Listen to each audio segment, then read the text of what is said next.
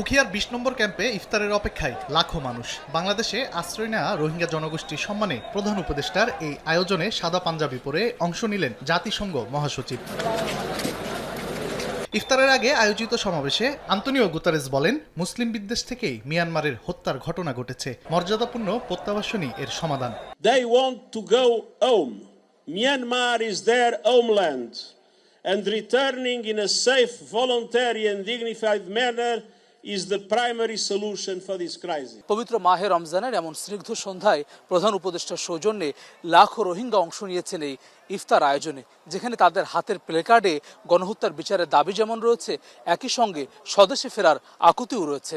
ইফতার শেষে রোহিঙ্গাদের অনুরোধে কথা বলেন প্রধান উপদেষ্টা ডক্টর মোহাম্মদ ইউনুস। জানান, রোহিঙ্গাদের দেশে ফেরাতে সারা দুনিয়ার সঙ্গে প্রয়োজনে লড়াই করতে হবে। ইদাইলে আমরা ব্যাগুন যাই, দাদা দাদির খবর জিয়ারত করি, নানা নানির খবর জিয়ারত করি, আত্মীয় স্বজনের খবর জিয়ারত করি। এই মানুষগুন এরে আই গেলে ইতেন গরিবদে এই সুযোগ কেন পাইতো না, ইটারা খবর জিয়ারত করিবার কোনো সুযোগ নাই। আজকে যখন তানে সামনে পাইন, তানে ওর একটা দাওয়াত দন, দাওয়াত দিবেন কি লাই সাম্যর বছর ঈদের সময় যেন অনার বাড়ির মধ্যে তাই ইউনিটি একত্র হন এবং দাদা দাদির খবরের কাছে তাই অনেক তার সম্বর্ধনা দেন।